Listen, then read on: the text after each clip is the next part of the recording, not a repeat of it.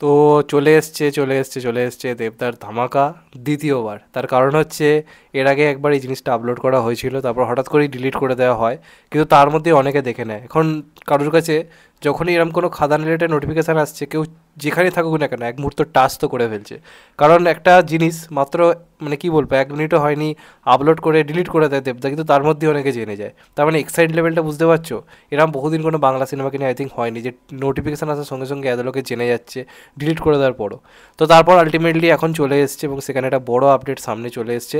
আমরা যেটা প্রত্যেকে চাইছিলাম, যেটা অনেক দিন ধরে অনেকে ওয়েট করে আছে, যে খাদানের ট্রেলার কবে আসবে। তো আমি বলেইছিলাম যে ট্রেলার হয়তো রিলিজের খানিকটা আগে করে হয়তো আসবে, এত তাড়াতাড়ি আনবে না। এবং হয়তো তার আগে আমি যেটা তোমাদেরকে বলেছিলাম যে টিজার 2 তারা একটা আনার প্ল্যানিং করছে, টিজার 2 তারা একটা লঞ্চ করার চেষ্টা করবে এবং সেটার মাধ্যমেই তারা আর কি সিনেমাটা একটা নতুন ওয়ার্ল্ড আমাদেরকে দেখাবে, যেটার মাধ্যমে আমরা আরও বেশি খাদান সম্পর্কে অনেক কিছু আর কি জানতে পারবো। তো আজকে যে প্রি টিজারের যে অ্যানাউন্সমেন্টটা করা হয়েছে, সেটা কিন্তু প্রথম কথা অ্যানাউন্সমেন্টটা মাত্র কয়েক সেকেন্ডের, কিন্তু কোথাও গিয়ে গুজবাম্পস এনে দিচ্ছে। আমরা দেখতে পাচ্ছি একটা মালগাড়ির অ্যানিমেটেড ভার্সন, এবং এই মালগাড়ির সিকোয়েন্সটা এখানে খুব গুরুত্বপূর্ণ, বারবার বোঝা যাচ্ছে।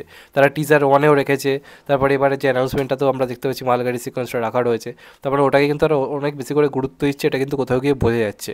তো তারা কিন্তু ট্রেলার আনার আগে একটা প্রি ট্রেলার আনছে, এবং সেটার রিলিজ ডেট আজকে জানানো হয়েছে অফিসিয়াল অ্যানাউন্সমেন্টের মাধ্যমে। তো 2রা ডিসেম্বর প্রি ট্রেলার আসতে চলেছে। এবং এই ডেটটা শুনে কিছু মনে পড়ছে, কালকে রাত্রিবেলায় আমি ভিডিও করেছিলাম, মানে সন্ধ্যের দিক করে ভিডিও করেছিলাম, সেখানে কিন্তু আমি পুরোপুরি জানিয়ে দিয়েছিলাম যে এটা অফিসিয়াল আপডেট। আমি খুব ইনসাইডের জায়গা থেকেই জানতে পেরেছি, যেখানে বলা হয়েছে যে তারা টিজার 2 ট্রেলার আনার আগে আনবে, এবং সেটা কিন্তু 2 ডিসেম্বরই প্ল্যান করছে।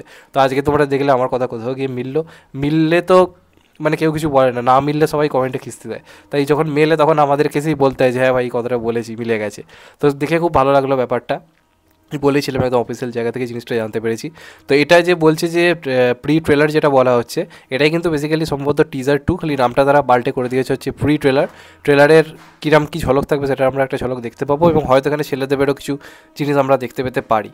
রাখা তো অবশ্যই উচিত, কারণ বাবাদেবের তো ঝলক আমরা দেখে নিয়েছি, ছেলেদেবের এখনও পর্যন্ত নাচ গান আমরা যা জায়গা দেখে নিয়েছি, কিন্তু তার অ্যাকশানের ঝলক যেটা এই সিনেমার মেন ইম্পর্টেন্ট জায়গা, সেটা কিন্তু আই থিঙ্ক এই প্রি টিজারে রাখা অবশ্যই উচিত। তারপর তো ট্রেলার আসবে, সেখানে আমরা দেবের দুটো লুকেরই আলাদা আলাদা গেট আপে আলাদা আলাদা জিনিস দেখতে পারবো।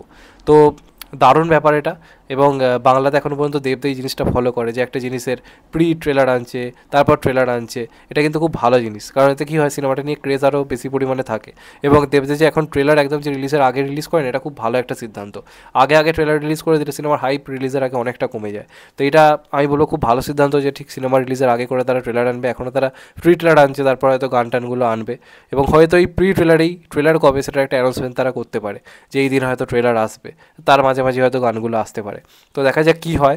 অ্যানাউন্সমেন্টটা চরম লাগছে, বিজিএমটা সেই ওই বিজিএমটাই বাজছে, বেশ ভালো লাগছে। তো দেখা যাক কেমন হয়। আমি তো এটা নিয়ে অবশ্যই এক্সাইটেড হলাম। 2রা ডিসেম্বর ঝড় আসতে চলেছে, দেখা যাক সেটা কেমন হয়। তোমাদের কেমন লেগেছে অবশ্যই কমেন্ট করে জানিও। চ্যানেলটা নতুন হলে চ্যানেলটা সাবস্ক্রাইব করে দিও and get the bell icon.